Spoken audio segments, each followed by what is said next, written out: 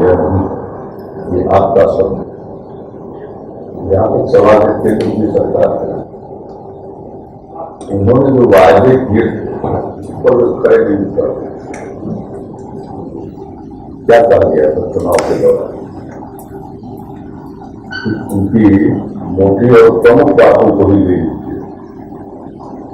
तो उन्होंने कहा था देश भर के लोगों को काला धन लाया और उनके पार्टी के राष्ट्रीय अध्यक्ष, तत्कालीन राष्ट्रीय अध्यक्ष माननीय श्री राजनाथ सिंह जी ने तो कहा था 100 दिन के अंदर, और अभी क्या हुआ? और हमने तो पूरे बिहार में लोगों को मोदी जी का जो भाषण था उसका ऑडियो मीटिंग सुनाया, उन्होंने खुद ही कहा इतना काला धन है उसको लाएंगे और हर गरीब आदमी को मुफ्त में 15 से 20 लाख रुपए मिल जाएंगे। तो हमने नवंबर महीने से दिखाना शुरू किया, 100 दिन से ज्यादा हो गया। और उसके बाद मन की बात पर आ गए, उन्होंने कहा कि किसी को पता ही नहीं है कि कितना धन बाहर है, न मुझे पता है, न आपको पता है, न किसी सरकार को पता है, न हमारी सरकार को पता है। जब पता ही नहीं था तो चुनाव में ये बातें की कैसे? लेकिन नीतीश जी आपसे भी तो यही सवाल हो सकता है कि आप मुद्दे 14 महीने बनाम 10 साल कर रहे हैं, आपने अपने 10 साल का भी हिसाब देंगे ना? आप ये तो बताएंगे, आप उनसे हिसाब 14 महीने का पूछ रहे हैं, आप ये तो बताएंगे कि बिहार के लोग आपसे 10 साल का हिसाब क्यों ना मांगे? जरूर मांगना चाहिए, क्यों नहीं मांगे? हमने तो हर साल हिसाब दिया, ये तो परंपरा मैंने शुरू की 5 वर्षों तक। 24 नवंबर को दिया, उसके बाद 25 नवंबर को दिया। सब साल हर साल का रिपोर्ट कार्ड हम रखते हैं लोगों के साथ, और इस साल तो कुल मिलाकर आज से 1.5 महीना पहले हमने अपने कार्यकाल का रिपोर्ट कार्ड प्रस्तुत कर दिया। जो थी वो एक सुशासन लागू, आपने अपनी ब्रांडिंग उस तरीके से की हुई थी कि नीतीश कुमार बिहार के सुशासन लागू। आज नीतीश कुमार सुशासन लागू का एजेंडा आगे नहीं लेके चल रहे, आज आप जो है मंडल पार्ट 2 का एजेंडा आगे लेके चल रहे। सुशासन का एजेंडा तो हमने जो निर्धारित किया 2005 से 10 के बीच और 2010 से 2015 के बीच, उसी की कसौटी पर हमने अपना रिपोर्ट कार्ड पेश किया।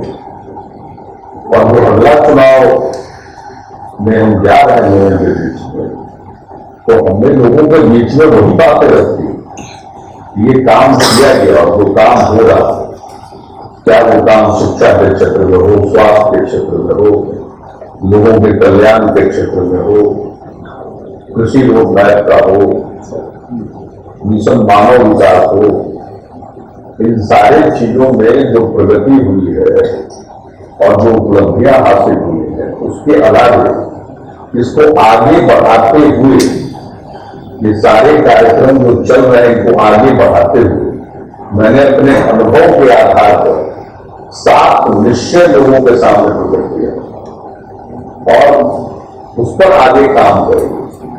हमने यही बतला दिया है कि प्रत्येक चीज के लिए कितने धनराशि की जरूरत होगी और उसको कोई किसी को नहीं, किसी चीज को छिपा कर नहीं रखना है।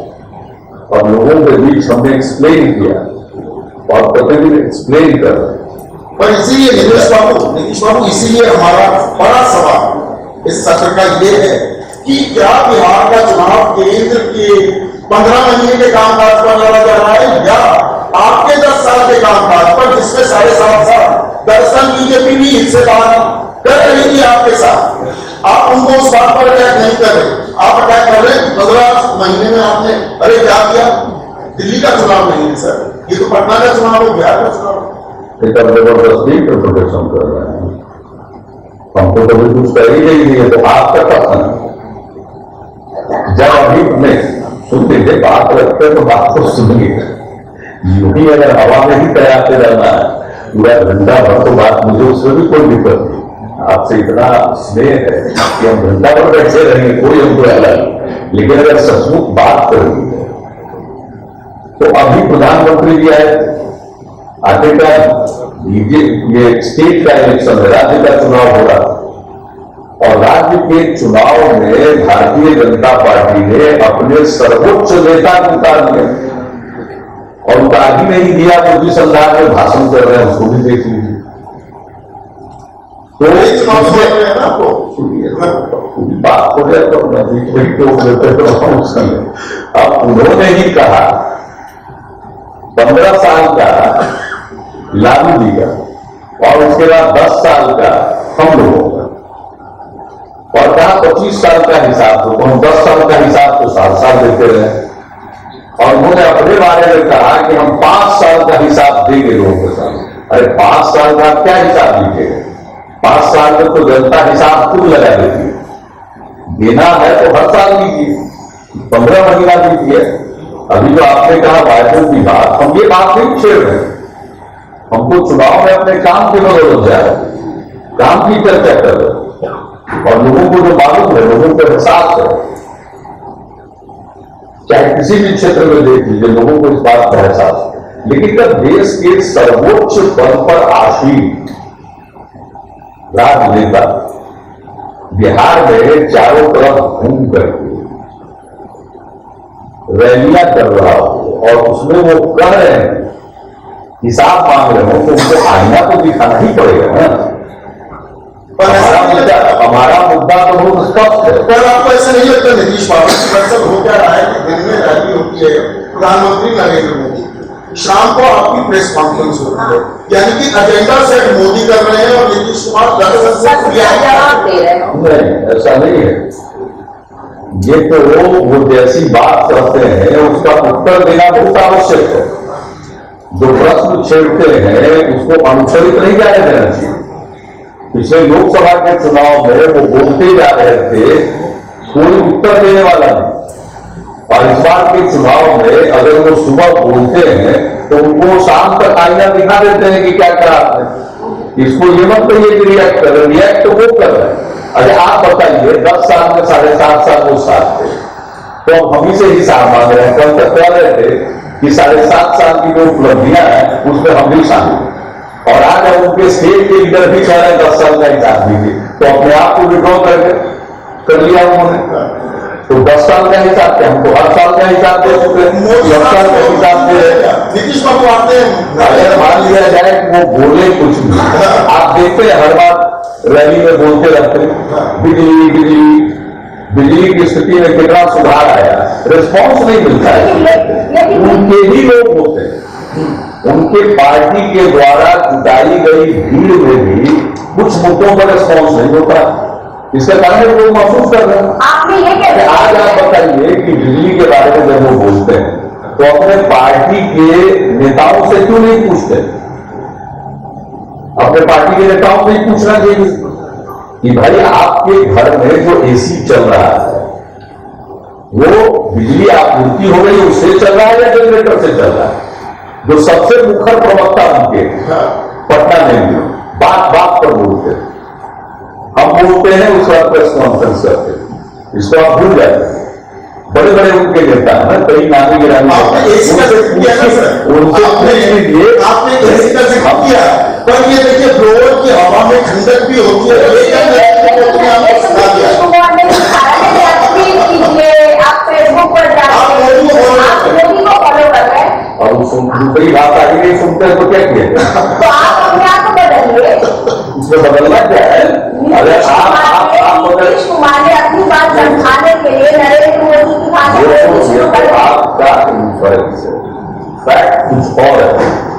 सामने वाला जिस भाषा में कम्युनिकेट करता है, आपको अगर उनसे कम्युनिकेट करना है तो उसी भाषा में कम्युनिकेट करना पड़ेगा। उन्होंने चाय पर चर्चा शुरू की तो आप कॉफी पर बुला रहे लोगों को निमंत्रण दे रहे हैं। नहीं सर, कॉफी पर कोई आप नीतीश कुमार से कॉफी पीने आए, उनके साथ कॉफी पीने आए। वो एक लोगों की राय के आधार पर क्या लोग महसूस करते हैं आगे 10 वर्षों में बिहार कैसा होना चाहिए, इसके लिए अनेक प्रकार के कार्यक्रम चलाए और उस कार्यक्रम का अंग था एक पत्रकार बंधुओं के साथ ब्रेकफास्ट मिक्सिंग एक दिन 2-2.5 घंटे की चर्चा उनसे हुई, कई प्रकार के समूहों के साथ चर्चा हुई। इस तरह से मिक्स मत कर दीजिए। सवाल छेड़िए तो पूरी बात को रख देने का मौका भी दीजिए। उसी से मैं जुड़ा सवाल पूछ रही हूँ। उन्होंने गुजरात की अस्मिता की बात की, जब सोनिया गांधी ने मौत के सौदागर की बात की थी, तो आज में डीएनए वाले बयान पर बिहार की अस्मिता को जोड़ दिया। उनको डीएनए का बात बोलने कौन क्या उन्होंने बोले तो वो मैं डीएनए की बात, तो अगर हम डीएनए की बात बोल रहे हैं और उनको छोड़ दिया गया, यानी जो चाहे बोले और उनको छोड़ दिया गया, वो डीएनए गड़बड़ बता करके चले गए, तो अब पूरा उसके बाद अगले दिन से भारी पड़ने लगा, तो लोग कहने लगे पॉलिटिकल डीएनए की बात करते हैं। डीएनए पॉलिटिकल में काम नहीं मालूम है, लेकिन उनके आप फुटेज को देख लीजिए कि उन्होंने पॉलिटिकल शब्द का प्रयोग किया है क्या। तो उन्होंने जब डीएनए की बात की तो बिहारियों को बुरा लगा, उन्होंने इस बात की तो बुरा लगा है तो इसकी चर्चा हो रही है। आपकी पर्सनल पॉलिटिकल एक्सीडेंसीज की उन्होंने बात की थी। कभी आप एनडीए के साथ थे, उसको आजकल आप छुपा जाते हैं। अब आप जो है बीजेपी के साथ आपने इतने साल यहाँ पर राज किया, अब आप जो बात कर रहे हैं आप सीधे के सीधे लालू जी के साथ जाके देंगे, तो लोग उन्हें पूछेंगे ना कि आखिर नीतीश कुमार किसके हैं। वो खास बात है, जो भी हुआ है वो कोई पर्दे के पीछे हुआ क्या, ये हमारे बीजेपी के लीडर्स नहीं जानते थे क्या। ये हमारे इसमें समता पार्टी और बाद में जेडीयू बनी और बीजेपी के साथ हमारा जो रिश्ता हुआ 1995 से शुरू हो गए, 1996 में पार्लियामेंट्री इलेक्शन हम लोग साथ लड़े। एनडीए का गठन तो हुआ 1999, फिर एनडीए के साथ हम लोग रहे। 1998 में अटल जी के नेतृत्व में सरकार बनी, समय एनडीए नामकरण नहीं हुआ, बीजेपी एलायंस सरकार में भी हम लोग थे। 96 में 13 दिन की सरकार बनी, हम लोग सरकार के अंदर नहीं थे लेकिन बीजेपी के साथ थे। आखिरकार वहां से शुरू हुई है बात, और जो 2013 में अलग होने का फैसला है कहीं अचानक है, सबको मालूम है। इसीलिए ऐसा प्रोसेस नहीं होगा, दरअसल नहीं होगा, क्योंकि हमारा न्यूज 24 का दूसरा सवाल ही यही, इस पर हम चर्चा कर रहे हैं कि ये जो महागठबंधन आपने बनाया है, ये दरअसल महागठबंधन नहीं है, जान बचाने का गठबंधन है, ये पॉलिटिकल सर्वाइवल के लिए है। नहीं, अब ये तो आपकी जो इच्छा, चैनल आप चलाते आप जिसका जो नाम करते दीजिए, आप तो करते हैं। हम लोग तो फ्रीडम ऑफ प्रेस के हिमायती हैं। जब इस लिहाज में फ्रीडम प्रेस के फ्रीडम के खिलाफ बिल लाया गया तो हम उन लोगों में से हैं जो जेल कर गए थे। इसलिए आप चाहे जो नामकरण लीजिए, मुझे कोई बात नहीं, आप बोलने में नहीं करते।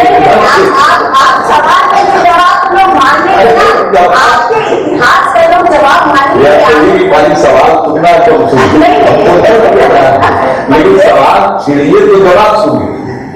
आपने छेड़ा उसको, किसान एक पैसे हुआ तो बीजेपी के लोगों को नहीं मालूम था कि हम लोग कितनी दूरी तक साथ रहेंगे। क्या जनता दल यू का मर्डर हो गया था क्या बीजेपी के साथ? उनके विचारधारा को मान लिए थे क्या? ये हमारा एक अलायंस था, सर्टेन इशूज पर विवादित मुद्दों को अलग रखेंगे। नेतृत्व था अटल जी का, आडवाणी जी का। अब बीजेपी जब नए अवतार में आई, आज आप देख रहे हैं वो लोग किस तरह के बयान आते हैं, किस तरह के आज भी अखबारों पे आप देख लीजिए किस तरह के बयान आए हैं। एक खास कम्युनिटी के ऊपर क्या क्या नहीं कहा जा रहा है। तो आखिरकार इस देश के आजादी की लड़ाई के जो मूल्य है वो सद्भाव का, प्रेम का है, मोहब्बत का है, उससे अगर अलग दिख रहा है कि लोग जा रहे हैं तो मेरी तो कोई मजबूरी नहीं थी। जिस दिन हम लोग अलग हुए उस दिन ही बता देते कि इन चीजों को बता देना बहुत जरूरी, क्योंकि बड़ा सतही तौर पर लोग बात करते रहते। उस दिन हम लोगों ने यह प्रण किया था कि हमें इसकी चिंता नहीं है कि इसका परिणाम क्या होगा, हम जीतते हैं या हारते हैं उसकी हमें चिंता नहीं है, लेकिन अब इस राजनीति के साथ हम लोगों का चलना मुश्किल है, अलग हो रहे हैं। अगर राजनीति में कोई जोर जबरदस्ती है क्या? हम आपका विचार नहीं माने तो हम बड़े गलत आदमी हो गए। यही तो बात विचार की बात है ना, आपने अपनी बात रख ली, लेकिन बात सवाल तो यही होता है कि जब आपको राजनीतिक आप अवसरवादिता करते हैं, जब आपको लालू जी को छोड़ना था तो आपने बीजेपी का हाथ को पकड़ लिया। आज आपको लालू जी की जरूरत है तो आप उनके साथ जाके महागठबंधन करिए। अब तो सवाल नहीं हो रहा है कि गठबंधन का नेता कौन है, नीतीश कुमार है कि लालू के साथ ज्यादा? ये दोनों डिफरेंट। पहले फर्स्ट आपका जवाब सुनिए, हम लोग किसी का हाथ नहीं पकड़ते हैं। राजनीति में ये हाथ पकड़ने वाली शब्दावली का प्रयोग कम करना चाहिए, ये अपमानजनक शब्द। हमने बीजेपी का हाथ नहीं पकड़ा।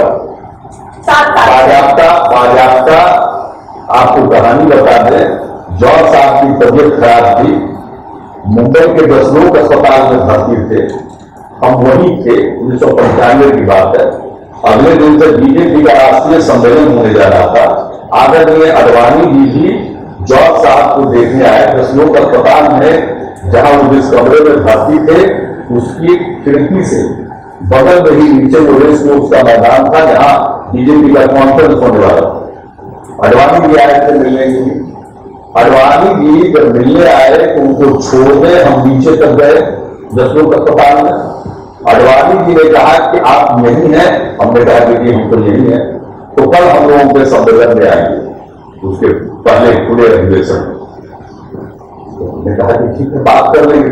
जब ऊपर गए तो जॉर्ज साहब को हमने ये बताया। जॉर्ज साहब ने कहा कि नहीं जाना है, और यही नहीं, मेरे साथ जया बेटी उस समय समता पार्टी में थी, दोनों आदमी गए और आदर के साथ बिठाया गया। यहां तक कि उनके सम्मेलन में जब हम लोग गए तो अटल जी थे, अडवाणी जी थे, और वहां से सिलसिला शुरू हुआ। समता पार्टी में इसको लेकर के इतना भूचाल आया कि हमारे 14 एमपी में से 6 एमपी विद्रोह करके गए।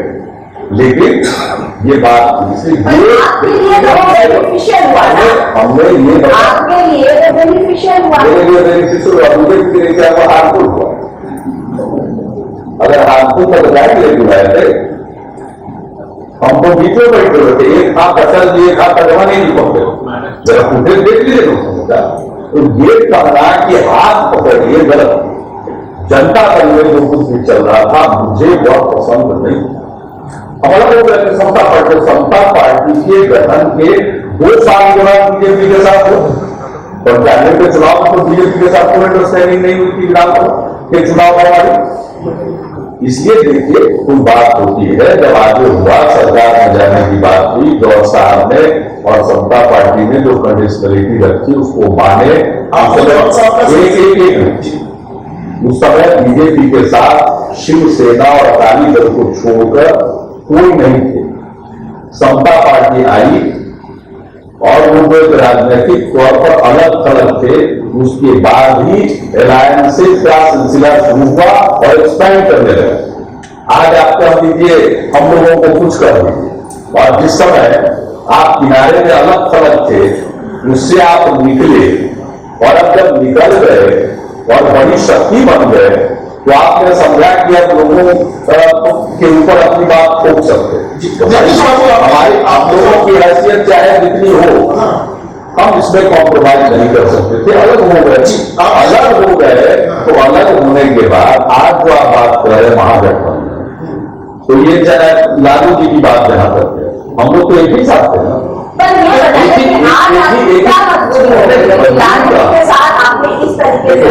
इसके लिए मजबूरी शब्द नहीं है।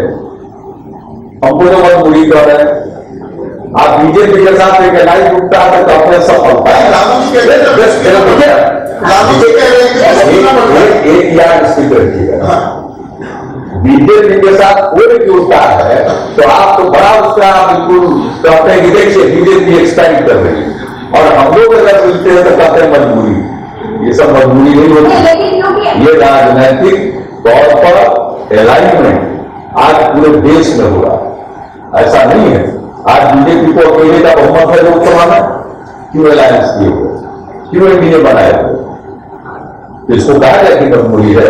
आपने जो अगर ऐसी मजबूरी नहीं है तो हम लोगों की मजबूरी नहीं तो है। ये अनाज का बहुत लाइन है, ये ये अनाज पॉलिटिकल लाइन है। नीतीश और जहां तक वैचारिक प्रश्न है, वैचारिक दृष्टिकोण से हम लोग एक ही पृष्ठभूमि पे, उसी जेपी मूवमेंट के प्रोडक्ट, उसी लोहिया जी के स्कूल के प्रोडक्ट, उसी डेमोक्रेटिक सोशलिस्ट विचार के प्रोडक्ट है। तो आप और अगर किसी बात को लेकर मतभेद हुआ तो 20 साल तक तो अलग अलग चले। आज जो परिस्थिति है, इस परिस्थिति में हम लोगों ने सोचा कि हम सब लोगों को अपने अपने, जिसको कहिए कि जो एक जिसको कह सकते हैं कि एक बड़ी संख्या में सीट लड़ते थे, इसकी तुलना में हम लोग कम लड़ेंगे, लेकिन आपस में एलाइन करके एक मजबूत अलायंस बनाएंगे। तो ये मजबूरी नहीं है, आज के वक्त की मांग भी है। ये मांग और अवसरवादिता है। अवसरवादिता तो ये जबरिया छुपा हुआ का शब्द है। अवसरवादी अवसरवाद करेंगे तो हमको बीजेपी के अलायंस को क्या कहेंगे? बीजेपी थोड़ा सा तार्किक है, आइडियोलॉजिकल है। बीजेपी की बात बात किसकी हो रही है? लेकिन मेरा सवाल ये है, बात करा बीजेपी को ला भी है, और बीजेपी को जैसे ही आईना दिखाया जाता है तो वैसे ही आपको बुरा लगा। नहीं, पर ये बताइए, बुरा लगने वाली तो कोई बात है नहीं। बुरा नहीं किसी को लगता है। ये तो आप लोग राजनीति अखाड़े में खड़े हैं, बुरा इसमें क्या करना? सब देख रहे हैं कि क्या अखाड़ेबाजी हो रही है। के बीच में आप लोग पार्ट प्ले कर रहे हैं। पूरा गाँव चला जा रहा है। अगर आप लोगों को फायदा नहीं है, टेलीविजन पर लोग नहीं देखता ताकि प्रोग्राम करते, चलिए प्रोग्राम कर रहे हैं, लोग टेलीविजन देख रहा है। ये बता दीजिए, टेलीविजन ये मत कहिए, एक राजनीतिक लोगों को क्या पता। आज सारे चैनल अखाड़े में कूदे हुए कि नहीं, उद्घाटन आप नहीं किया। अच्छा ये बताइए, अब आज से यही स्थान है, इसी में न जाने कितने चैनल के लोग आएंगे और इसी तरह का प्रोग्राम अच्छा ये तो बताइए कि ये बात में मान लीजिए कि अपना व्यस्त समय में से निकाल करके आप लोगों के शान में यहाँ हाजिर हो गए। नहीं, आपने हमारी शान बढ़ाई। लेकिन शान बढ़ाई, लेकिन भाई आते हैं अखाड़ा मत बोलिए, अखाड़ा कुछ नहीं, अखाड़ा है तो सब अब नीतीश कुमार में बड़ी दिलचस्प बात आप कह रहे हैं। अगर अखाड़ा है टीवी चैनल तो ये चुनाव लोकतंत्र का महापर्व होता है, और जो जनता को वोट का अधिकार है वो सर्वोत्तम और सर्वशक्तिमान अधिकार मानते हैं, और वोट का अधिकार का लोग प्रयोग करें, उसका आप एक माहौल बनाते। ये बदले हुए नीतीश कुमार के सर, ये देखिए आप टीवी चैनल्स की बात की, भाई देखा जा रहा है, आप टीआरपी भी समझने लगे, आप ट्विटर पर भी हैं, सोशल मीडिया भी इस्तेमाल कर रहे हैं, यही मोदी इम्पैक्ट दिख रहा है क्या? अब ऐसा है, यह अगर इतना अनपढ़ हमको संदेश हो तो भाई अभी आपको मैं आपका कैंपेनिंग था, ये मानेंगे अंदाज सोशल मीडिया में हम थे, आपको बता दें, ब्लॉग पर थे, फेसबुक पर थे, ट्विटर का हमने मजाक जरूर किया, लेकिन हम देखेंगे जो लोग सरकार में है वो तो एक दिन हमने कहा था कि तो यूनियन ट्विटर गवर्नमेंट थे, ट्वीट पर ही सब काम होता है, तो भाई वो अपनी बात पहुंचानी है तो ट्वीट करो। हमारे पार्टी के लोगों ने कहा जा सकता है नीतीश बाबू कि कुछ तो सीखा नीतीश कुमार ने। आप सीखना ही हो तो आप से नहीं सीखेंगे, क्या सीखें? सीखने पर तो बड़ा खराब हो जाएगा। लेकिन तो 2002 भी सीखना पड़ेगा। आप जो ऐसा बता रहे हैं तो 2002 भी सीखना पड़ेगा। कम से कम 10 साल में कोई 2002 हमारे यहाँ नहीं हुआ, तो इसलिए ऐसा गुरु मत बनाइए। एक सवाल मेरे सहयोगी नीतीश जी, भाई साहब के गुरु जो है बैठ के क्लास नहीं रहती। नीतीश जी, बड़ी सच्चाई से आपने एक बात कही अपनी कि किस तरह से बीजेपी से अलग हुए हैं, बहुत सच्चाई से, और मुझे लगता है कि बीजेपी को अपनी दुर्गा पार्टी बता ही दिया है। तो कब आपको ये लगा कि जो जनरल राज की 10 साल से आप लगातार जनरल राज की बात करते थे लालू जी के खिलाफ, कब आपको इस बात का एहसास हुआ कि जनरल राज वाले लालू बहुत अच्छे हो गए, विकास के साथ चलने वाले, जब बीजेपी से अलग हुए तब, या फिर जब लोकसभा चुनाव में मोदी से करारी हार हुई तब? मुझे लगता है बड़ी सच्चाई से इस बात का जवाब दे पाए। मैं ऐसा बता 1000 बार अपनी बात बता चुके। हम कभी जंगलवाद नहीं होते, जंगलवाद शब्द का प्रयोग हम नहीं किया करते। जो जंगलवाद का प्रयोग करते थे उनसे एक बात पूछिए। तो रही बात लालू जी के साथ उनकी पार्टी के साथ गठबंधन का, तो हमने एक बात बता दिया। आप किसको कहते हैं? आपके कहने का मतलब जंगल राज से हमने कानून का राज कायम किया, उसके साथ कोई समझौता हो रहा है क्या? आपका संस्थान में डर लगता है? महिलाएं नहीं निकल रही क्या? सब होगा क्या? जंगल राज बोलते रहते क्या हुआ है? आकर के यहाँ एक अपराध की घटना का जिक्र प्रधानमंत्री तक कर गए, उसका उद्भेदन हुआ कि नहीं हुआ? लोग पकड़ाए कि नहीं पकड़ाए? अब कितने दिन के अंदर पकड़ा गए? अगर पकड़ाए तो भी पता चला कि दोनों तरफ ये मामला एक ही वैचारिक रूप से एक ही तरफ से। और रही बात की अपराध का, तो अपराध का तो आंकड़ा हम बता चुके। जो राष्ट्रीय ये जो है आपका नेशनल क्राइम रिकॉर्ड ब्यूरो, जो गृह मंत्रालय का है भारत सरकार के, उसके द्वारा पब्लिश जो क्राइम डेटा होते हैं पढ़ लीजिए। 2014 हम बता रहे हैं क्या? पैसा लग रहा है कोई जबरदस्ती में जंगल राज कर रहे हैं, कानून का राज कायम किया, लोगों के मन से डर निकला। और आज अपराध के आंकड़ों के मुताबिक सेंट्रल गवर्नमेंट का नेशनल क्राइम रिकॉर्ड ब्यूरो, और देख लीजिए प्रति लाख जनसंख्या पर जो अपराध का दर है, बिहार का नंबर 22वां, एक नंबर पर दिल्ली, तो छत्तीसगढ़, राजस्थान। आप जरा बताइए तो मंगल राज है नहीं, अपराध का स्तर हमारे यहाँ इतना नीचे है, और जबरदस्ती एक पूर्वाग्रह प्रेरित होकर आप बराबर एक शब्द का प्रयोग करते हैं, तो उसमें कोई दम नहीं, उसमें कोई मेरिट नहीं। पर ये बात ये तौर पर आपको आश्वस्त करना चाहेंगे कि जब तक हम लोगों को काम करने का मौका बिहार की जनता ने दिया है और देगी, तो बिहार में सुरक्षा, बिहार में शांति, बिहार में सद्भाव कायम रहेगा। लोगों के मन में फिर डर नहीं आएगा, और ये जो कानून का राज है वो कायम रहेगा। कानून के राज में कानून अपना काम करता है। हम कंक्लूड कर रहे हैं, ऊपर तो नारा पर अपना ये करना तो नारा ही है, तो इसी तरह से सब नारा नहीं दिखता।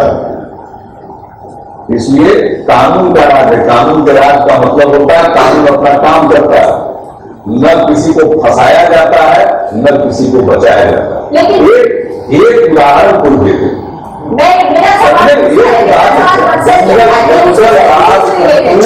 दीजिए, आपके जितने क्वेश्चन होंगे आपकी मर्जी, आप पीरियड को बढ़ा दीजिए, 1 घंटा और बढ़ाने तक मैंने उसको पूरे करा।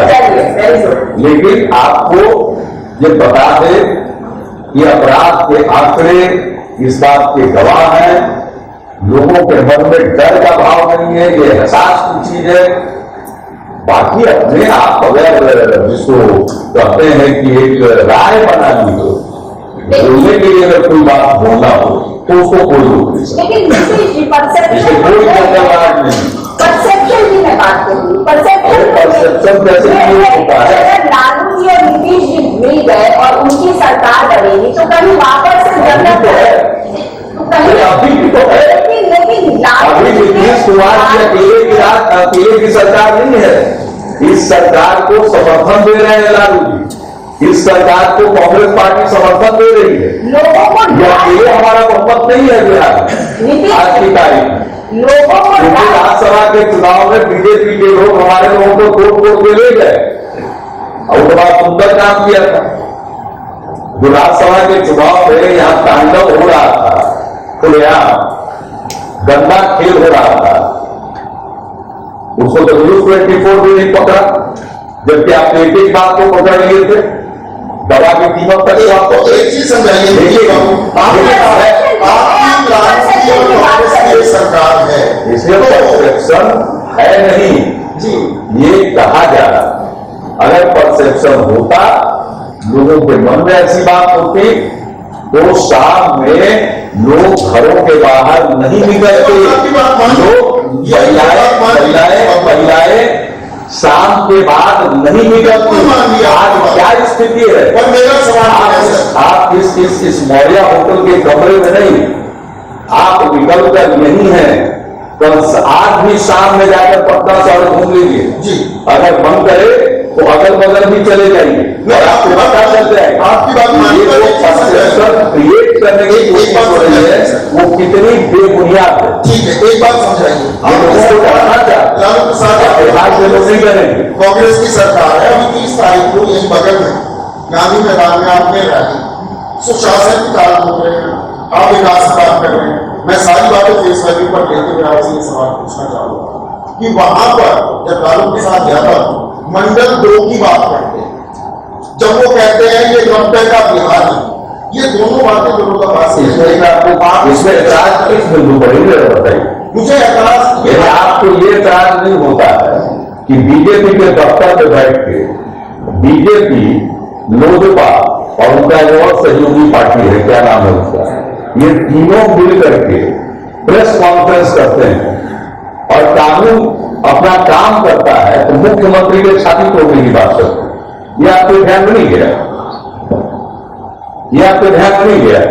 प्रधानमंत्री के पद पर आसीन व्यक्ति डीएनए गड़बड़ बताता है और उसका एक्सप्लेन करते हैं कि आपके डीएनए, मतलब हमको गाली दिया जा सकता है। यदि आप अप्रूव कर रहे हैं ना कि एक व्यक्ति को गाली दी जा सकती है जो मुख्यमंत्री के पद पर बैठा हो, आप उसको अप्रूव कर रहे हैं, उसका अप्रूवल हो गया। हम जो पूरी बात बोल रहे हैं उनके एक एक जो मुद्दे लोगों के मन में और भविष्य की योजना भी लोगों के सामने रख रहे, निश्चय भी रख रहे, वो आप नहीं देख रहे। अमित शाह जी ने प्रधानमंत्री को बताया कि पहला ओबीसी प्राइम मिनिस्टर, ये क्या है? ये क्या है? जरा आपको बताइए। उनकी राजनीति सर, क्योंकि 2010 में जबरदस्त जीत के बाद आप बात को बोल रहे हैं। एक बात कही थी कि अब आखिरी लड़ाई लड़नी है। आपको ध्यान होगा, आपने बहुत अहम बयान दिया था, वो लड़ाई जाट पात के खिलाफ, लेकिन चुनाव फिर से जाट पात के केंद्र में नहीं आ रहा। मेरा सवाल है, क्योंकि वो आपकी राजनीतिक विचारधारा से निकल रहा है। अब आप बताइए कि श्री अमित शाह जी जो भारतीय जनता पार्टी के राष्ट्रीय अध्यक्ष, वो देश के प्रधानमंत्री को पहला ओबीसी प्रधानमंत्री बनाते हैं। पूरे बिहार में जो प्रचार हो रहा था, देश भर में हो रहा था, हम तो बिहार में प्रचार में लगे हुए थे, सुन रहे थे। अलग अलग इलाकों में कहीं अति पिछड़ा, कहीं पिछड़ा प्रधानमंत्री जी की पहचान बनाई जा रही थी। आज तक तो किसी ने नहीं, जिसको आप मंडल पार्ट 2 कह रहे हैं, मंडल पार्ट 1 कह रहे हैं, वो भी तो कभी प्रधानमंत्री जी को के नाम पर इस प्रकार को ओबीसी कार्ड नहीं करा। तो ये इससे आगे सुन लीजिए, हिंदू का जो खड़ा हुआ जात संप्रदाय आज दिल्ली में बैठे हुए लोग हैं, वही उसी का बॉम्बार्डमेंट कर, दूसरे को गाली दे रहे, तुम वही काम करो। क्या कर रहे हैं? तो यहाँ मन से 14 में भी बोले पार्लियामेंट के पहले, और अभी भी आकर के बोले, साथ साथ एक पर्टिकुलर कम्युनिटी को एड्रेस कर रहे हैं, यदुवंशी, यादव, ये सारी बात कर रही क्या है? तो भाई आप बोलिए तो बहुत ठीक, और दूसरा उसको काउंटर करे तो कास्ट कार्ड खेलना। यानी आप जब खेल रहे हैं तो आपको विकास का मुखौटा लेके घूम रहे हैं। आपके लोग इस प्रकार से खुलेआम और स्वयं हैं। आप जब एक पर्टिकुलर कम्युनिटी पोजिशन से खुलेआम मैं रक्षा करूंगा, यदि उनकी रक्षा करिएगा बाकी लोग छोड़ दीजिएगा, ये क्या भाषण है? अगर चाहते तो हम ऑडियो लेते आपके सुना देते आप लोगों को कि क्या क्या इन्होंने भाषण दिया, खुद करें तो विकास जात और आज ही पढ़ लीजिए तो जरा उनके नेताओं का बयान, माइनॉरिटी कम्युनिटी के बारे में क्या क्या विचार, भाई ऐसे देश चलता है क्या?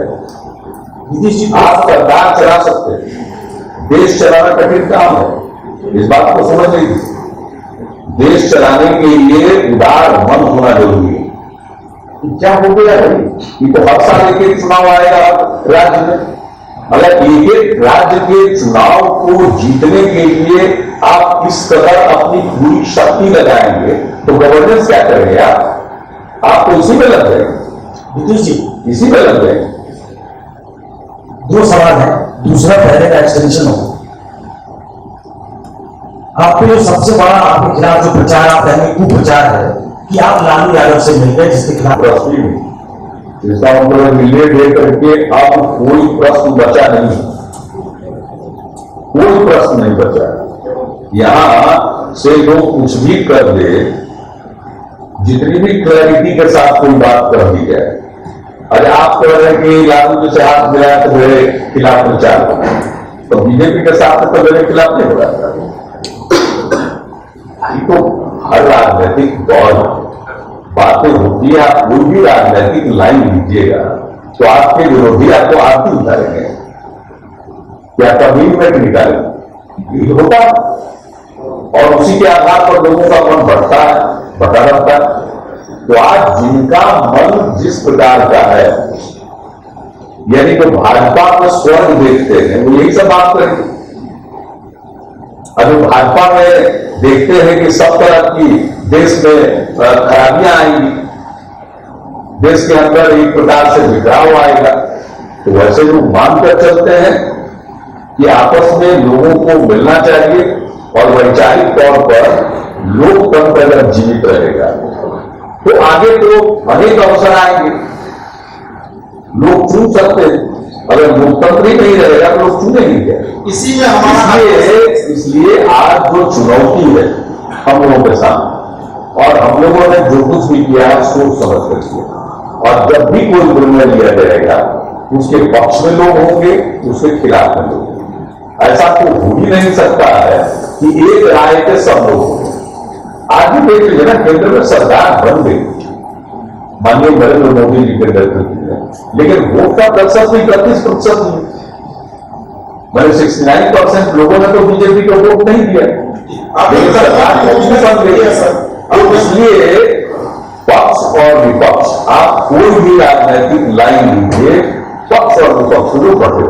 पिछली बार हम लोग एनडीए में थे बीजेपी के साथ, तो क्या हुआ, पूरे बिहार में हम लोगों को 243 में 206 सीटें मिली, और वोट कितना आया था दोनों को मिलाकर 39%। 61% वोट तो हम लोगों से अलग था, हम लोगों को वोट आया था 39% दोनों पार्टी को मिलाकर, और 206 सीट जीते थे। तो ऐसा तो कभी हो ही नहीं सकता है कि आप कोई पॉलिटिकल लाइन पर चले तो सभी लोग उसके पक्षधर, उसके पक्ष में भी होंगे, उसके खिलाफ। हमारा अगला सवाल ये दृष्टिकोण से ये महागठबंधन आवश्यक था और आवश्यक है। महागठबंधन को चलाने के लिए और महागठबंधन को बहुमत मिलने पर सरकार को चलाने में किसी भी प्रकार का मतभेद नहीं, किसी भी प्रकार का मतभेद। हमारा अगला सवाल अगर लोगों ने मुझे मुख्यमंत्री के रूप में घोषित किया उम्मीदवार के रूप में, तो मुख्यमंत्री का दायित्व बहुमत मिलने पर नहीं हुआ है, लेकिन इसका कतई मतलब नहीं होता है कि अगर कोई मुख्यमंत्री बन जाता है तो बाकी पार्टियों का जो नेतृत्व है वो घर बैठ जाता है। सब अपने अपने हक में, अपने अपने हैसियत में बड़े नेता, और बड़े नेता का जो एक सम्मान होता है वह सम्मान सदैव रहेगा। लेकिन मिलकर लोगों ने तय किया, जनता के सामने पेश किया कि अगर गठबंधन को बहुमत मिलता है तो कौन मुख्यमंत्री। तो मुलायम सिंह जी आ जाएंगे क्या वापस फिर से? अब देखिए, मुलायम सिंह जी के बारे में मैं कुछ नहीं कहूंगा, इसलिए कि हमारे पार्टी के राष्ट्रीय अध्यक्ष शरद जी लगे, कोई गलतफहमी पैदा हुई है तो लगे। मुलायम सिंह यादव की पार्टी के साथ जो बातचीत हुई थी या जनता परिवार की एकता की बात, मैंने बहुत उसमें मिन्नत की और हम चाहते थे कि एक पार्टी बन जाए, लेकिन उनकी पार्टी में भी लोगों ने कह दिया कि भाई जो कल भी रिपीट किया राम गोपाल जी ने कि हम डेथ वारंट पर दस्तखत नहीं करें, नहीं हुआ। तो गठबंधन है। आप अपने लोगों से कुछ सीख लेते हैं। हम जिस काम में लगे वो एक दल बनाने के काम में लगे, वो तो हुआ नहीं। तो इसलिए आज की तारीख में वह बात नहीं है, एक दल नहीं हुआ। तो बिहार में एक गठबंधन हुआ। हम लोग को मुलायम सिंह जी की इज्जत करते हैं, और जब एक दल बनाने का निर्णय लिया किया हम लोगों ने, तो उन्हीं को अध्यक्ष बनाया और उन्हीं को पार्लियामेंट्री बोर्ड का चेयरमैन बनाया, लेकिन वो शेप नहीं ले सका। तो अब जो गठबंधन है इसके दल हैं, इनका अपना ढांचा है, अपना संगठन है, ये अपनी जगह पर है। रही बात मुलायम सिंह जी की, हम सब लोग इज्जत करते हैं, हम लोग चाहेंगे इस प्रकार का कोई निर्णय न लें जो अंततः बिहार में जो होना है वो तो आगे की बात है। कुल मिलाकर के उनको भी इस बात का नुकसान है। नहीं, आप अपनी झोली में कुछ सीटें लेंगे, जैसे लालू को सीटें झोली में सीट देने का या न देने का ये तो प्रश्न ही गौण है, प्रश्न गौण है। हम लोग तो ये काम करके चल रहे थे कि मुलायम सिंह जी जब सब दल मिल जाएगा उसके अध्यक्ष होंगे, तो वो दल यहां है जेडीयू और आरजेडी, तो इसके जितने लोग लड़ रहे हैं सब नहीं क्या है। हम लोग तो इस अंडरस्टैंडिंग पर चल रहे थे। अलग से कोई सीट की बात थी तो लालू जी ने चर्चा की थी, उन्होंने हमको भी बताया था, और वो बात कर रहे हैं हमारी पार्टी की तरफ से सर लिया करती है। अभी भी वो होपफुल है इस तरह की बात की, आज भी शायद बात करेंगे। अगला सवाल है जैसे आपसे हमारे लिए उसकी प्रतिक्रिया व्यक्त करना प्रधानमंत्री मोदी की आपसे नहीं और संभव।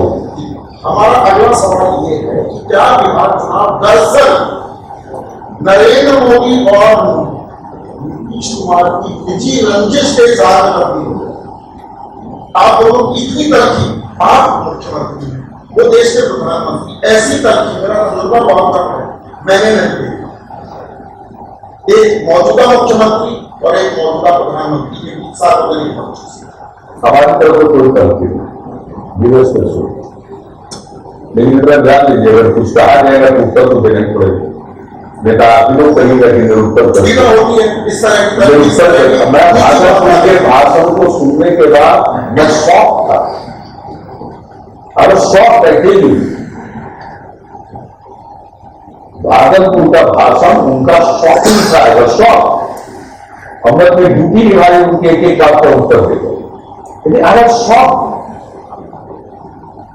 कि देश के प्रधानमंत्री कहें फाइनेंस कमीशन का जो डिवोल्यूशन होता है उसको अगर ये कहें प्रधानमंत्री कि हम खेल रहे, आई वाज शॉकिंग।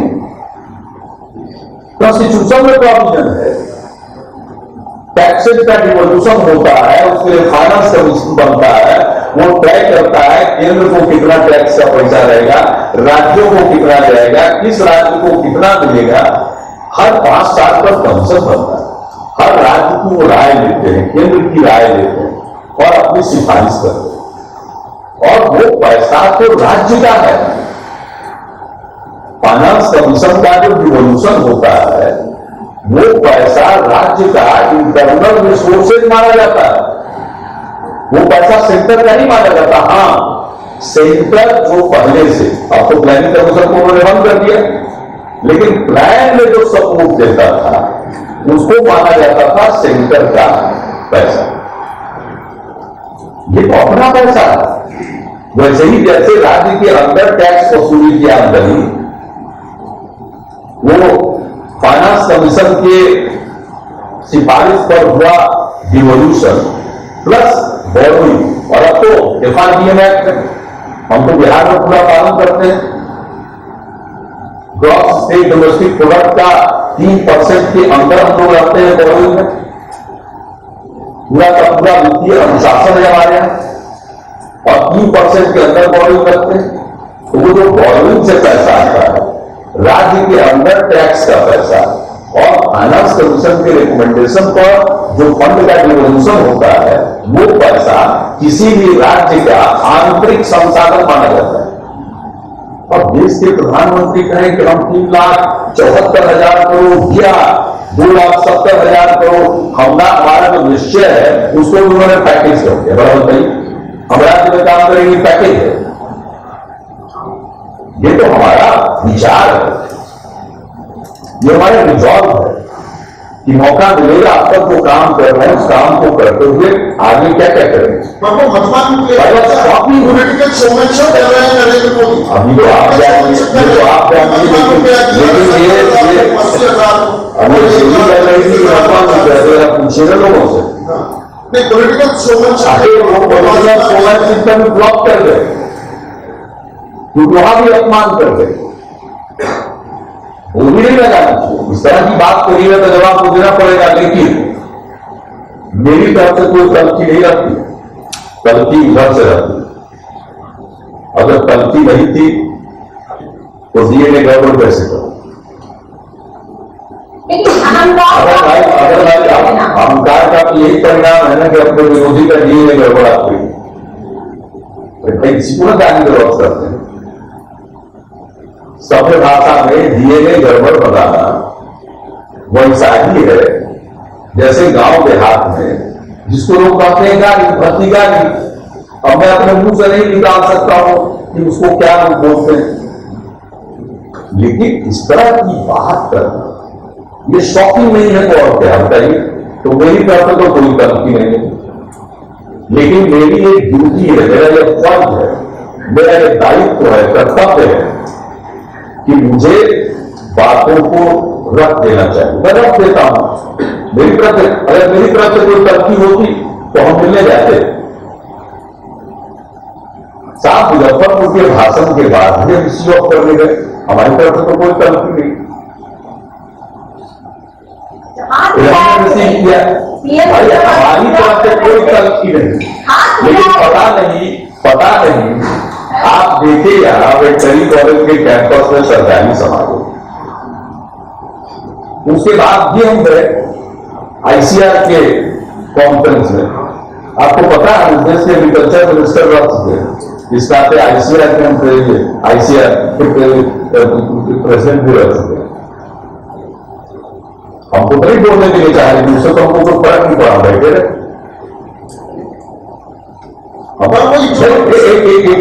हम 2-4 मिनट बोल भी लेते तो उनका कुछ बिगड़ नहीं जाता, लेकिन नहीं बोलने का है तो भी तो हम मौजूद रहे। और तब मुजफ्फरपुर में जो बोल के आए डीएनए गड़बड़ कर गया तभी हम एयरपोर्ट पर सीएम कर दिए। जो तरक्की की जो बात इसलिए कह रहे हैं जाते चल नमस्ते की हाथ मिलाए फोटो में कह हाथ मिलाए कि नहीं मिलाए ये स्मरण नहीं है। वो तो क्योंकि जाना जो है वो एक ईगो का बहुत बड़ा हिस्सा रहा है। आप दोनों की जो ये लड़ाई रही है उसमें हाथ मिलाना, क्या करे, हाथ कोई सामने पड़ जाएगा तो हाथ मिलाना ही पड़ेगा। आपकी तरफ से किस तरीके की बातें कही गई भविष्य के लिए हम सब गलती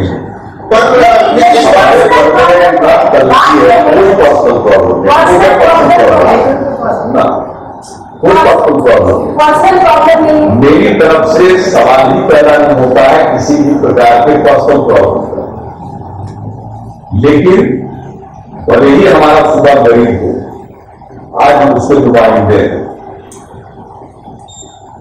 बिहार के हित के लिए हम अपनी आवाज बुलंद करते हैं, और अगर कोई बिहार के अस्मिता, इसके स्वाभिमान पर कोई चोट करेगा तो हम उसका उत्तर दें।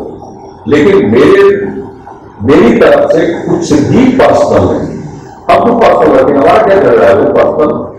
अगर कोई विवाद या मतभेद होगा तो वो सैद्धांतिक हो सकता है, राजनैतिक हो सकता है, नीतिगत हो सकता है।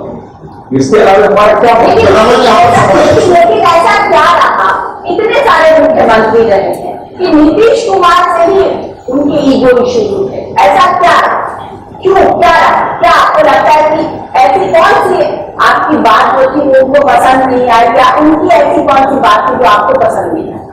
ये अगर मिल जाए आदरणीय नरेंद्र मोदी जी को उनसे पूछ लीजिए, हालांकि मिलेंगे कि नहीं मिलेंगे आवाज दें। नीतीश जी, सुशील कुमार मोदी जी का एक बयान आया है कि प्रधानमंत्री नरेंद्र मोदी के बाद काम किया था, लिफ्ट को फंसे थे, सूचना मिलने के बाद अधिकारी बन गए थे, लेकिन बीजेपी की तरफ से ताबड़तोड़ बयान आया था, साजिश थी, क्या था, अनेक प्रकार के बयान थे। उस समय तो प्रेस क्लिपिंग्स देख लीजिए और मीडिया जो इलेक्ट्रॉनिक मीडिया पर वो भी देख लीजिए, आप खुद ही फैसला कर लीजिएगा। उनके लोगों ने, सब लोगों ने बयान दिया कि इसकी उच्च स्तरीय जांच होनी चाहिए और उसी आधार पर हमने उच्च स्तरीय जांच करा। सवाल है इसमें 3 IAS पदाधिकारी है और 1 IPS पदाधिकारी। हर एंगल से जांच कि लिफ्ट आखिर क्यों रुका, कोई तकनीकी खराबी थी, जान में, और फिर इस प्रकार की घटना की पुनरावृत्ति न हो इसके लिए उपाय बना।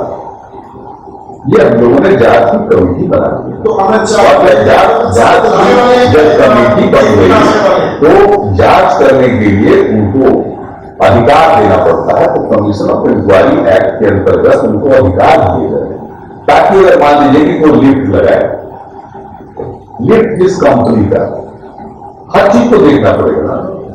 कोई लिफ्ट लगाए तो यह भी देखना पड़ेगा कि इस लिफ्ट को लगाया गया कैसे, इसका चयन किया गया, क्या निर्णय था, इंजीनियरिंग पॉइंट ऑफ व्यू से, तकनीकी पॉइंट ऑफ व्यू से वह ठीक था या नहीं ठीक था।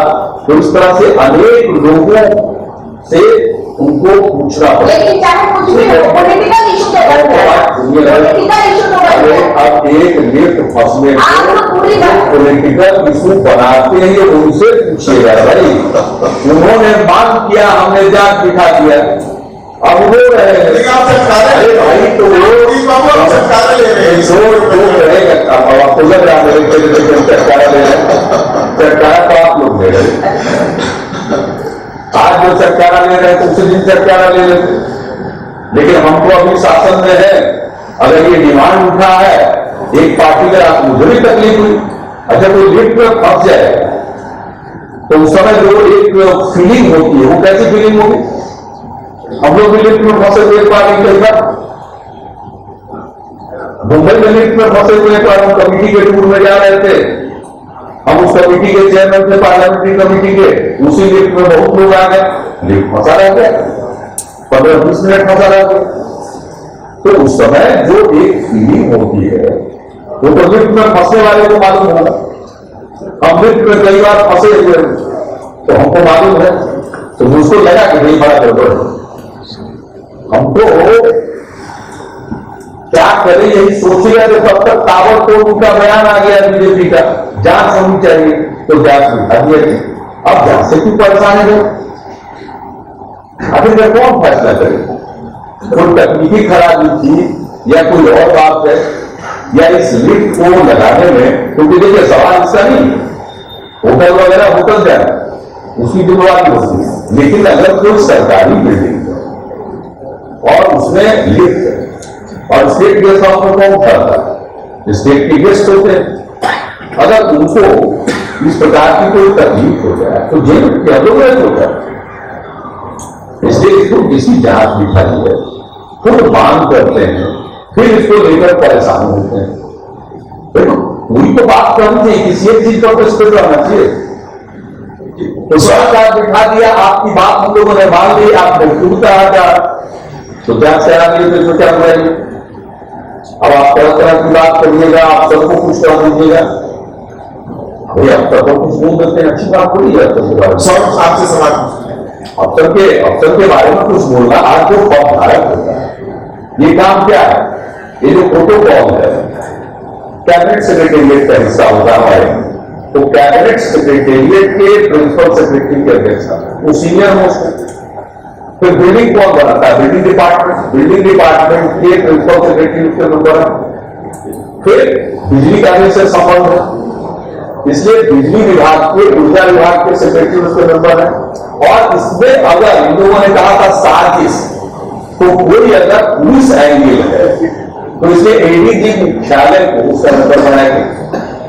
अब ये सब मिलकर जांच करेंगे, एक एक पहलू की जांच करेंगे और अपनी रिपोर्ट देंगे किस घटना में क्या हुआ और आगे इस तरह की घटना की पुनरावृत्ति नहीं हो, इसका वो सुझाव देंगे। उसके आधार पर जितने हमारे सरकारी एस्टेब्लिशमेंट में लीक्स हैं उसको दुरुस्त किया जाएगा। सर ज्यादा अहंकारी कौन है? नीतीश कुमार क्या करेंगे? भाई याचक कहीं अधिकारी होता है,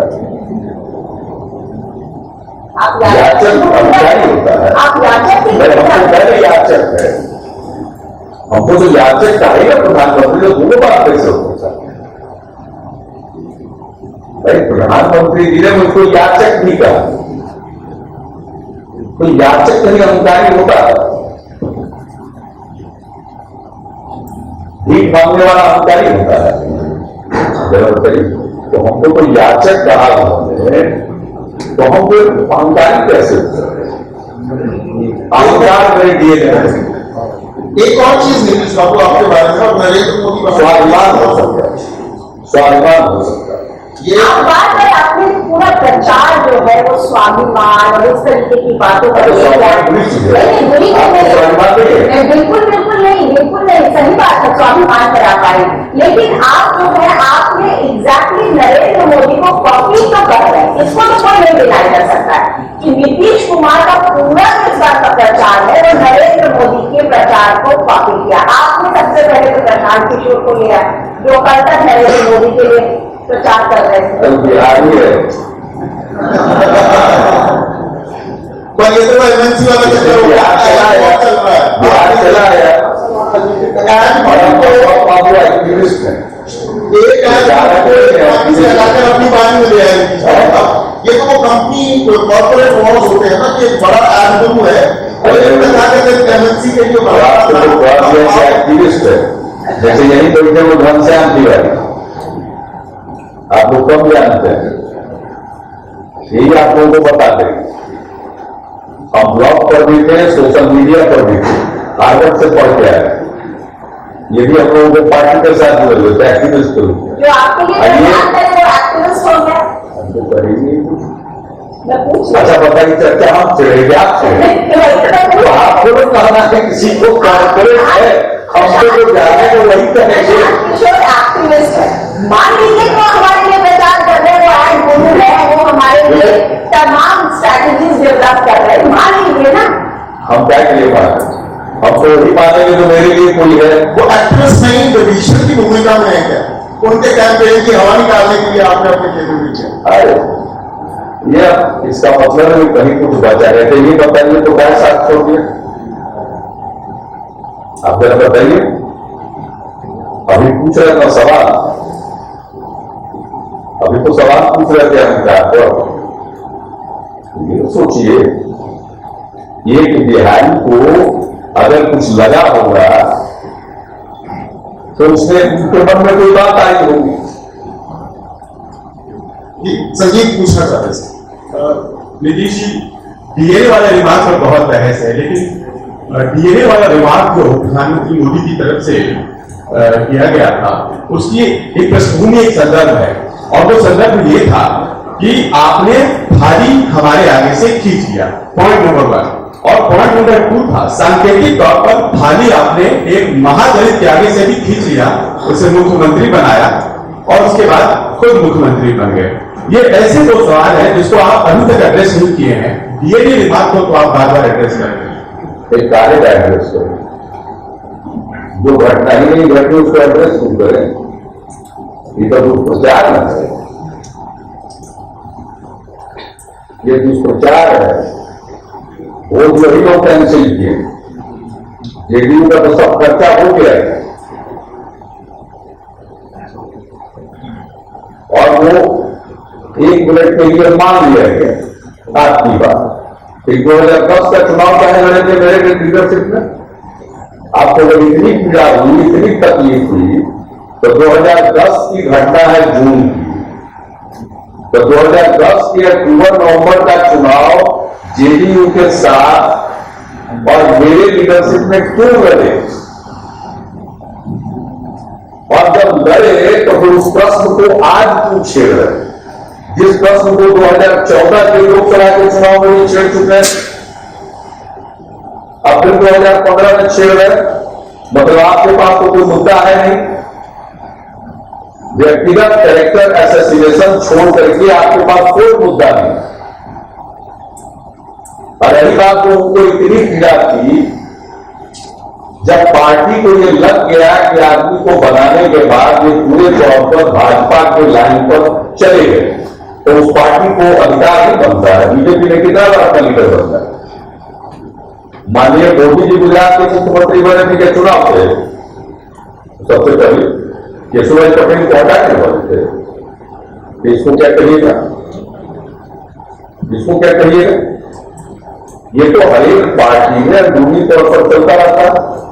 उमा भारती को हटा करके बनाए बाबूलाल गौर को, बाबूलाल गौर को हटा करके बने शिवराज चौहान।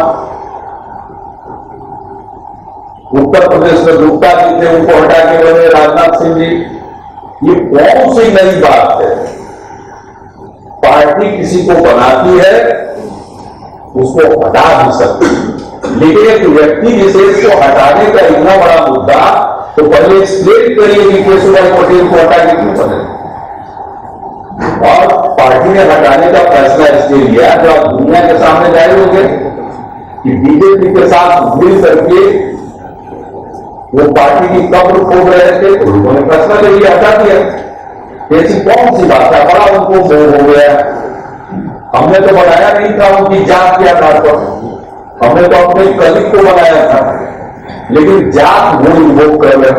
कलम जात इन्वोक कर रहे हैं, अपमान हो गया, तो उनको कहीं लीडर घोषित कर रहे। इसलिए तो कहा जाता है, हम लोगों ने कहावत है, चरुणा से लोट बहाना, आंसू बहा रहे हैं, आंख से आंसू नहीं बहा, ये घुटने से आंसू बहा। आप बताएं, बना देते हो उनको लीडर? तो वो मान लेता कि भाई आपको बड़ी चीज आपकी बना दी, बनाए भी नहीं है आप पर कर। अच्छा एक बात मान लीजिए, इसका मतलब है कि अगर कोई आपकी नजर में गलत काम करे, उसको गाली दीजिएगा ना? तब गाली दीजिएगा ना? सभ्य समाज में ये मान लीजिएगा कि गाली देना ठीक है, बैकग्राउंड कुछ भी रहे, डीएनए गड़बड़ है ये गाली, तो डीएनए गड़बड़ गाली देना देश के सर्वोच्च पद पर बैठे हुए व्यक्ति के लिए, छोड़ दीजिए एक मिनट के लिए बिहार की बात, हमको व्यक्ति के रूप में गाली देना ठीक है, लेकिन वो डिबेट कर हम उनसे पूछना चाहते हैं, इसका मतलब आपको अगर किसी से नाराजगी होगी तो आप गाली दीजिएगा, ताज गाली दीजिएगा, तो उसकी जान दीजिएगा। पासिज्म करते किसको? पासिज्म और किसको करते? अच्छा, हम मांझी की बात आप जिससे असहमत हैं उसको गाली दीजिएगा और उसके अगले कदम में उसका सफाया करिए। अच्छा, मांझी के जाने से और पासिज्म करते किसको है? नीतीश जी, सवाल ये कि मांझी के जाने से नीतीश कुमार को कितना बड़ा धक्का लगा? कोई धक्का नहीं लगा। उन्हें धक्का नहीं लगा है कि अभी हमको हर बार अपनी गलती माननी पड़ती। धक्का उनके जाने से भी लगा, धक्का इसमें लगा है कि कोई भी हमको पार्टी में या किसी इलाके में जाते हैं तो ये मजाक कर देता है हमसे कि भाई आप किए क्या? मैंने मेरा निर्णय बनाने का गलत है, ये एक आदमी मानता है। लेकिन आपने पूरा महादलित वाला पूरा वो कैरेक्टर किया था, आपने किया था, उसमें आपने मांझी को वहां पर चीफ मिनिस्टर बनाया। आप मांझी के जाने से आप लोगों को वहां पर बदलने से देखा। बिल्कुल डिसएग्री कर रहे हैं, हमने तो अभी आपको एक्सप्लेन कर दिया। मेरा एक फुटेज दिखा दीजिए कि मैंने बनाया तो कभी कहा कि हमने एक महादलित को बनाया, आप एक दिखा तब हम आपको मान लें। हमने कभी कहा ही नहीं है, हमने एक अपने कलीग को बनाया। आप कहते दूसरे लोग बोल रहे थे, बीजेपी वाले आज कहते हैं ये इशारा कर आपसे कह रहे हैं ये बीजेपी के लोग आपने मांझी को ही क्यों ये बनाया? अंदाजे नीतीश है कि कहते नहीं है, इशारा पर कर देते लेकिन नीतीश जी आपके लेकिन आपको बता दें कि उनके बारे में उनके मुख्यमंत्री पद पर रहते हुए भाजपा के तमाम नेताओं ने क्या क्या कहा। हमने एक दिन विधानसभा में डिबेट में इस बात का उल्लेख करके उनके भाषण को कोट अनकोट सुना दिया। आपके पास इतना वक्त नहीं लेकिन मांझी जिस के तरह बारे बात करते थे, और यहाँ तक कह दिया है कि इनके रहते बिहार में खरमास खत्म ही नहीं होगा। आज उनके बने हुए हैं। असल बात है कि वो हाथ में खिलौना बन गए, तो अपना जो बने उन लोगों का फैसला है। लेकिन वोट का परसेंटेज आपसे किसका? सरकार का वोट का परसेंटेज काम कोई और करेगा, ये आपका महादलित वोट जो आपने क्रिएट किया था वो किसका आपसे? आज इतना बारी शब्द का प्रयोग करके नहीं किया हुआ प्रयास। वही तो मैं पूछ रही हूँ। हम तो परेशान नहीं, हम तो अपने काम पर भरोसा है। महादलित का जो वोट बैंक नीतीश कुमार ने तैयार किया था वो हाथ से निकल गया। ये कास्टिस्ट माइंडसेट है। क्रिएट करे आप और कास्टिस्ट माइंडसेट हो। माइंडसेट हम कास्टिस्ट माइंडसेट है। हमने काम किया समाज के उत्थान के लिए, तो हमको लोग हमारे काम पे जाने और आप सीधे जात पर ले आए। आप नहीं लाए, आपको वही प्रश्न पूछ रहे हैं जो चारों तरफ से आपको रिसर्च में आया। आपको एक मौका दे रही है, उसको हम कोई आप तो नहीं कर रहे। लेकिन और जब आपको आपको हम कैसे करें? एग्जैक्टली मैं तो ये पूछ रही हूँ कि महादलित वोट बैंक नीतीश कुमार ने तैयार किया और बीजेपी उस वोट बैंक को ले गई। इसको वोट बैंक के नजरिए से मत देखिए, और बीजेपी को अभी मुगालतों में जी रही है तो जीने दीजिए। आपकी पॉलिटिक्स अभी एक ऐसा दौर है। का लाइन है मंडल पार्टी और मेरे वोट बैंक की स्थिति पार्टी कहना बहुत गलत है, ओबीसी प्राइम मिनिस्टर कहना बहुत अच्छा है। ओबीसी प्राइम मिनिस्टर कहना विकास का एजेंडा है, मंडल पार्टी कहना जिसमें मंडल कमीशन की सिफारिश के आधार पर जिन वर्गों को विशेष अवसर देने की सिफारिश की गई वो जातिवाद। लेकिन ओबीसी प्राइम मिनिस्टर कहना विकास का एक बड़ा ही विजनरी एजेंडा है, और मंडल कहना जातिवाद। तो अगर आप ओबीसी प्राइम मिनिस्टर को अगर आप विकास के लिए काम करना है। मंडल पार्टी को कंडेम करते हैं, सीधा सीधा सवाल बताइए। अगर आप ओबीसी प्राइम मिनिस्टर उठा रहे हैं तो आप मंडल पार्टी को भी कंडेम करते हैं। सबकी अपनी अहमियत है, पूरी कंडेम हम क्यों करेंगे, हम बात को लेकर कंडेम करेंगे। सबका अपना अपना अंदाजे बयां होता है। मैं अपनी बात स्वयं रखता हूं और समाज के हर वर्ग को एड्रेस करता हूं, हर वर्ग के इशू को एड्रेस करता हूं। अगर हमने दलित, महादलित, पिछड़ा, अति पिछड़ा वर्ग, महिला, अल्पसंख्यक और पिछड़े वर्ग के लिए काम किया, तो सामान्य वर्ग के लिए जो गरीब परिवार के लोग हैं, 1.5 लाख की आमदनी के सीमा में आने वाले परिवार के लोग हैं, उनके लिए भी हमने वो सारी हार्दिक पटेल की बात जायज है सर, हार्दिक पटेल की बात जायज है। हम बोलते हैं उसको बिहार बुलाएंगे। आप अरविंद केजरीवाल के पास जा रहे हैं। अरविंद केजरीवाल को आपको क्या समझ, आप बार बार जो हमको करने की नकल किए, ये सोशल मीडिया का प्रयोग सबसे पहले देश में किसने किया? अन्ना साहब के मूवमेंट से और अरविंद केजरीवाल ने किया। तो आप तो कर रहे हैं भाजपाइयों की उनका नकल किया। आपको चला क्यों कर रहे हैं अरविंद केजरीवाल? अरविंद केजरीवाल ने अपने मेहनत करने की क्षमता को प्रदर्शित करके दिखा दिया, प्रदर्शित किया। 3% दिया, 67 सीट जीते, 70 सीट है, 70,000 आरएसएस के देश भर के कार्डन लगे हुए थे, एक कंस्टिट्यूंसी में 1000। चलिए कुछ नहीं, काम हिसाब से इतना हल्का बता रहा है। वहां सरकार बनी है, सुन लीजिए, अगर पूछ लिया तो हम कर देंगे। हर चीज का अपना एक आधार और कारण होता है। आज हम दिल्ली की सरकार को समर्थन इसलिए करते हैं कि जब दिल्ली के लोगों ने चुना है तो उसको काम करने का मौका देना चाहिए, उसको लोग डिस्टर्ब करते हैं। वो भ्रष्टाचारियों को पकड़ता है, आप उसको पकड़ने नहीं देते।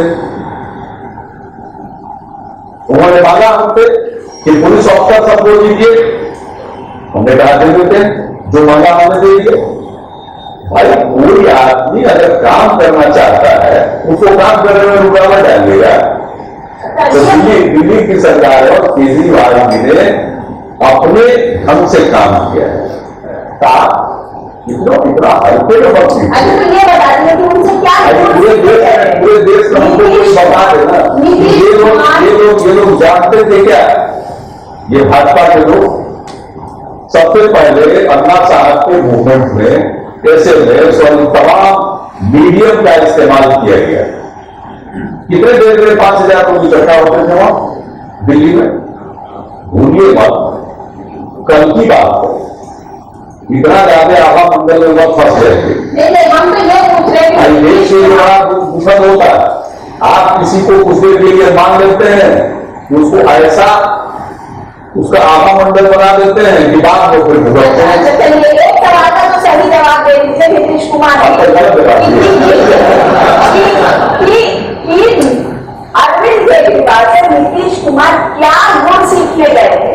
क्या सीखने गए थे? क्या गुण अरविंद केजरीवाल ने आपको बताया? बहुत बहुत धन्यवाद कि हमको इस देश का सबसे बड़ा गुर्बत मैं हम जहां जा रहे हैं सीखने जाए, आप भी कुछ सिखा दीजिए, सीख के चले जाएंगे।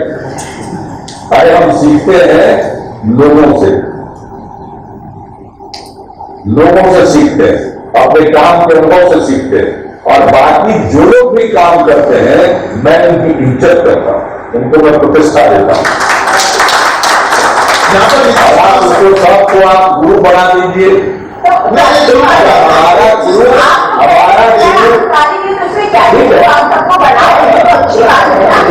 गुरु से रिश्ता ऐसा नहीं, इसका आपको कहें सवाल आप अपमानित करने का सवाल करते हैं।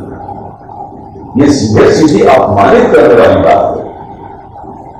जो व्यक्ति अपने छात्र जीवन से काम कर रहा हो उसको हर बात में किसी का सीख, अरे हम 6 बार की रहे ना, हमको किसी का बता देते हैं कि उनसे फलाना चीज सीख लिया। कुछ हमारे भी बैकग्राउंड का ख्याल किया करिए। इतना जल्दी इतना ज्यादा आप कहते हैं तो सामने वाले का बैकग्राउंड आपका दिक्कत है।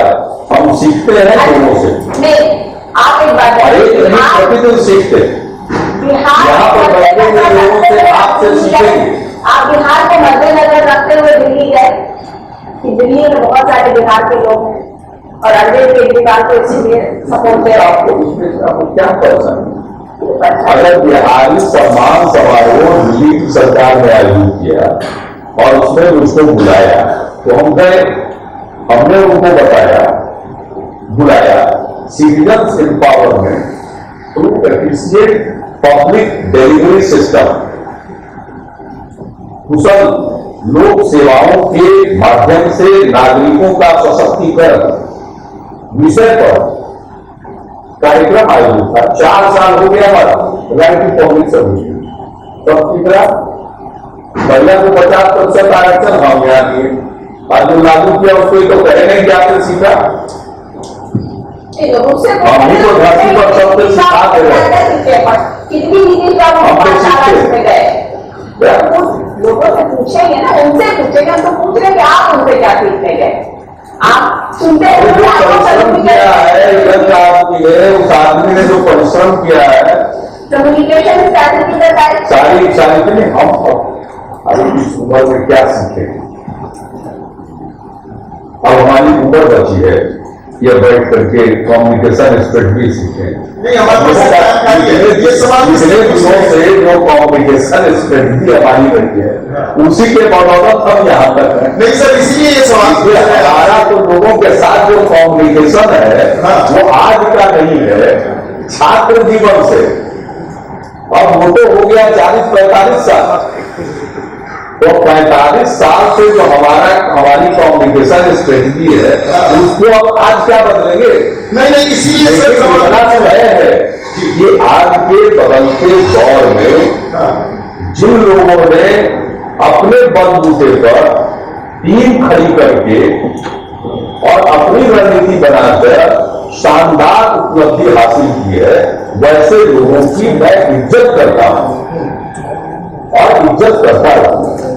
मैं सबकी इज्जत करता हूं, मैं तो मोदी जी की भी इज्जत करता हूं, कोई मामूली बात नहीं।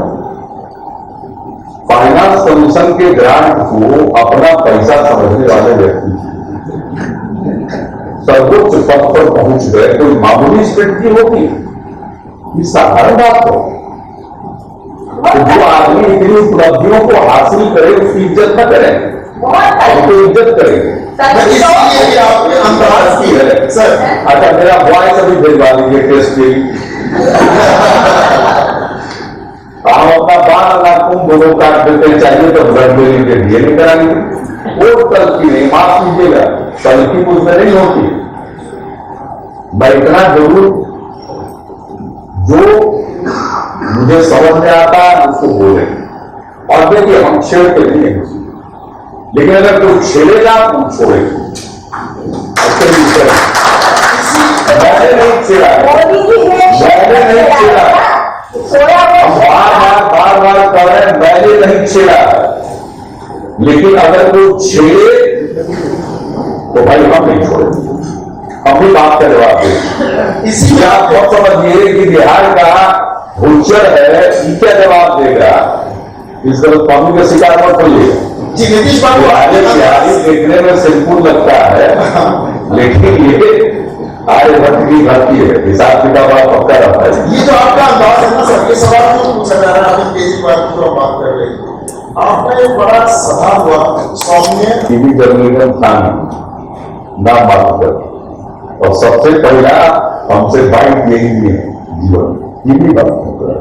तब जब भी वीपी सिंह जी की सरकार गिर गई थी, उस समय इन्होंने मुझसे बाइक दिया था। बड़ा पुराना संबंध है, बिहारी वाला संबंध नहीं, व्यक्तिगत रूप से भी बहुत पुराना और बहुत ही हम लोगों का एक कह सकते हैं कि पूरे परिवार का राजनीति में तो लोग खिलाफ होते ही, उसमें कोई दिक्कत नहीं है। रवि कुछ भी करे,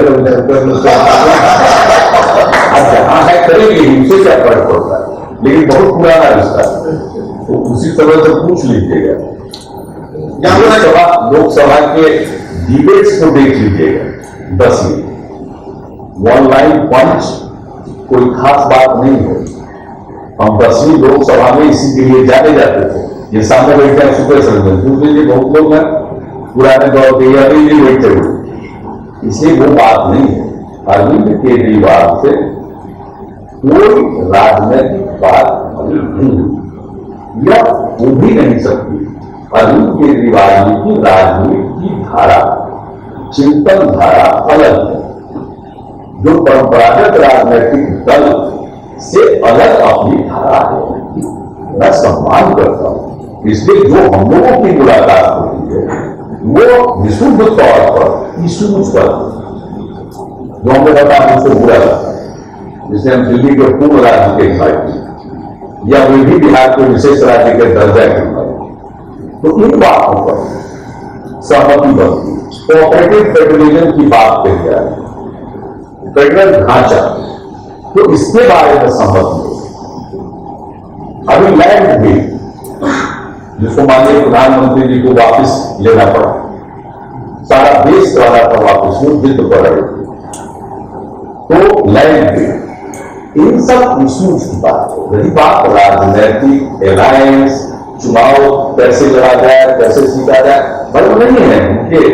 अब मीडिया में कुछ खबरें आती हैं जिसका असर उनकी पार्टी पर भी हो जाता है, और उनकी पार्टी के लोग भी बेकार परेशान होते हैं। संभव है, बताइए। हम लोगों के अलायंस में कांग्रेस पार्टी अरविंद केजरीवाल जी की पार्टी के साथ कैसे चल सकती है? अरविंद केजरीवाल जी कैसे कांग्रेस के साथ चल सकते हैं? हम लोग भी एक परंपरागत ढंग से राजनीतिक दल में उनका एक नए ढंग से उनका काम करने का नजरिया, इसलिए पॉलिटिकल सिचुएशन में चुनाव के मद्देनजर कोई बात ही नहीं है। अगर बात ही नहीं है तो चुनाव का कुछ प्रभावक चीजें सबसे इफेक्टिव नहीं होगी। मान लीजिए जो चीज दिल्ली में इफेक्टिव थी वो बिहार में होगा। बिहार में तो आप जानते हैं अलग चीज है, बिहार में इतने दिनों से लोग जान रहे हैं, अब नए परिचय की जरूरत हुई है। लोगों को अगर मेरा काम पसंद होगा, लोग चाहेंगे कि हमारी सेवा जारी रखें, तो हमको जिताएंगे। तो नीतीश नहीं जिताएंगे तो मुझको कोई फर्क नहीं पड़ता है, हमने तो काम कर दिया, हम तो ये नीतीश 1.0 रहेगा, नीतीश 2.0 नहीं होगा, अपग्रेड नहीं होगा मॉडल। क्या नहीं सकते। नीतीश 1.0 ही रहेगा। पार्टी और वोट से उसका कोई रिश्ता ही नहीं है। इसलिए कोई कमेंट आप क्या पूछते हैं और उन्होंने क्या दिया, उससे हमारा कोई वास्ता नहीं। हमने तो बता दिया एक्सप्लेन करके, वो पॉसिबल ही नहीं है कि केजरीवाल जी हमारे लिए कुछ करे। ये कैसे संभव है आप बताइए। ये जो पॉलिटिकल हमारा जो यहाँ का तौर तरीका है वो डिफरेंट है, उनका तौर तरीका डिफरेंट है। तो मैंने फेयरनेस होना चाहिए ना असेसमेंट में, इसलिए हमने कहा कि उनका इससे कोई मतलब नहीं, इशूज पर बात होती है।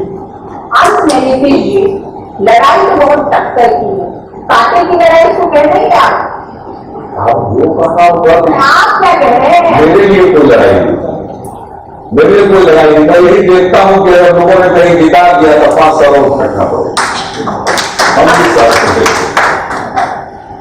नहीं जिताया तो हम मुक्त रहेंगे, नहीं जिताया तो नीतीश हम तो मुक्त रहेंगे, क्या होगी? मेरे मुक्त रहेंगे हम।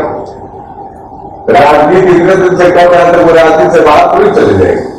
लेकिन मैं तो किसी स्पीड में लेता हूं, जब तक हम रहेंगे जनता का विश्वास है, हम काम करते रहेंगे। हम पे जुमलाबाजी तो होगा नहीं, हम तो काम ही करेंगे। अब तक काम के आधार पर ही लोगों का समर्थन मिला है, तो हम काम किए हैं, लोगों के बीच में काम की तस्वीर है, लोगों को एहसास है। थोड़ा सा मौका देंगे तो प्राणपन से फिर जैसे खट्टे थे, खट्टा का समझ रहे हो शायद आप लोग मेहनत करना है, तो उसी तरह से मेहनत करें। और इसके अलावा कुछ नहीं, बाकी जनता पार्टी हम कौन होते हैं उनको प्रियम करने वाले। सोचे जनता बहुत बुद्धिमान है। 2019 के लोकसभा चुनाव में की पोजिशनिंग कर रहे नीतीश कुमार, क्या तो अभी तो 2015 है, क्या तो है ना? अब चाहत मेरे ऊपर मैंने बिल्कुल कहीं भी चस्पा करना चाहिए। कौन चाहत है बताइए?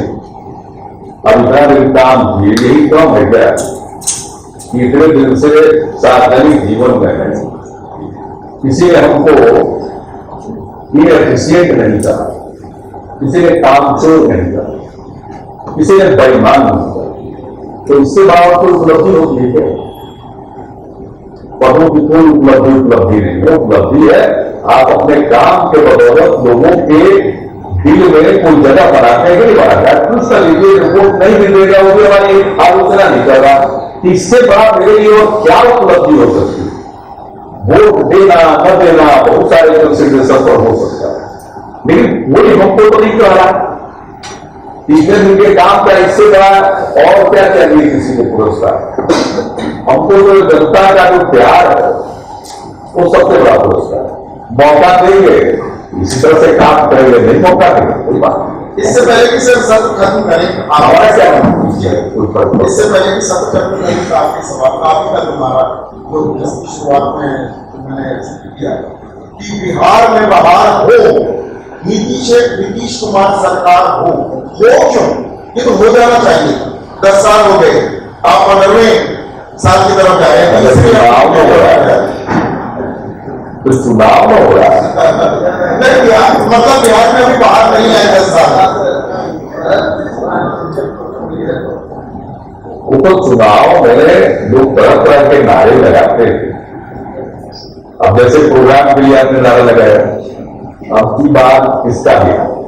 बाद में अब की बात आगे तो लगा दिए बिहार वाला, बिहारी सोचते ना अब की बात किए, तो ऐसे ही नारा होता है। बहुत बहुत शुक्रिया नीतीश कुमार साहब।